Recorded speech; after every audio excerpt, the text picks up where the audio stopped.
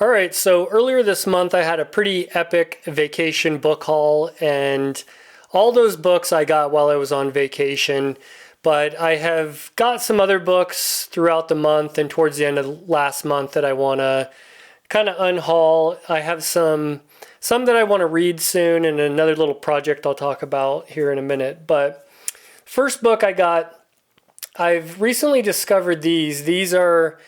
It's like either pocket books or perma books, and there's these collections that HL Gold put together, and I have about 3 of them now. They're a shorter format paperback, and they're just pretty cool. Whenever I see those, I'll pick those up now.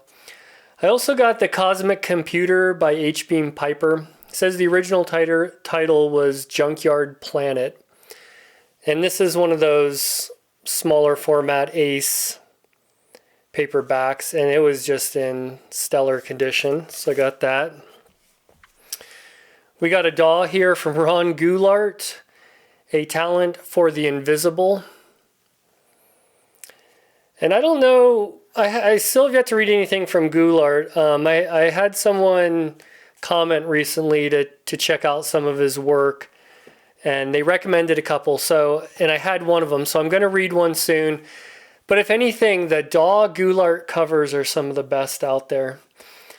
And then I have this collection it's a anthology edited by Robert Silverberg. It's called The Mirror of Infinity, and it was issued from Perennial Library. And I mentioned I have a slightly different video that I'm going to be coming out with soon that has to do with some short stories, and I was trying to hunt down a few short stories for that video, and that anthology has one of them in there. Guess I could go ahead and show you the contents. So there's the first one, and then there's a few on the back or in the next page. But it says it's a critic's anthology of science fiction. I can't remember the deal with this one, if there's there's a foreword to each story by a different author, so it's very interesting, and one of the books I was looking for was in there. And then Michael Bishop's an author I've really enjoyed lately. There's a book he wrote called Brittle Innings, and apparently it's more of a maybe urban fantasy, or I'm not exactly sure what genre, if it even fits in one specifically, but I guess it does have some science fiction elements. It was one of the last paperbacks I was missing from Bishop, so he might be the next author coming up in my Collector's Corner series that I started doing. Then we got Isaac Asimov, Gold. This was one of his later short story collections and essays that he put together. I've been kind of revisiting a lot of the robot short stories to possibly do a video on that, and there was a couple in here that I've never read before, so I picked that up. And then I found this at our free library. It's, Flowers for Algernon. This is a Bantam edition. It was a little beat up, but it was free. And all I had was like a trade paperback of that one, so I wouldn't pick that up. And then Frederik Pohl, Day Million. This is from Ballantine. This is a collection of short stories, and I recently watched a video where there was this guy, I'll post it. There's a guy who wrote almost like a history of Frederik Pohl. He read everything that Pohl had written, and they were talking in the video about some of his best short stories. And in this collection is the short story Day Million, which is just supposed to be pretty wild. Here's the other ones in the collection. So I was happy to find that one. And then we got a copy of We by Yevgeny Yazmatin. I think that's how you pronounce his name. This is from Bantam Books. This one isn't in the best shape, but it's a little wavy. But it's kind of rare to find him out in the wild, so. And then I got The Listeners from James Gunn. I had a a trade paperback of this one, but I found this Signet paperback.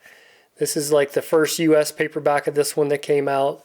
It's in pretty good condition and kind of has some interesting artwork. This is kind of a story that has to do with SETI. I don't know if it's exactly called SETI in this book, but they're listening for some alien signals coming in.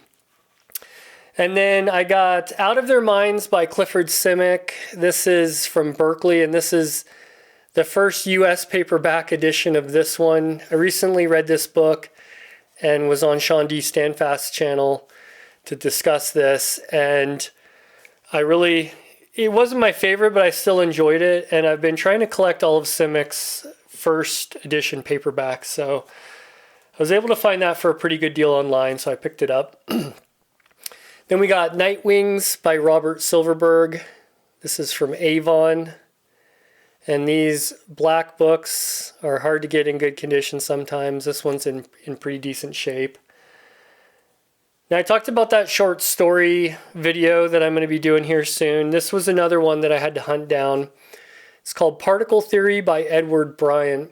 And this is from Pocket Books. It's one of these Timescape editions. It's got this amazing artwork on it.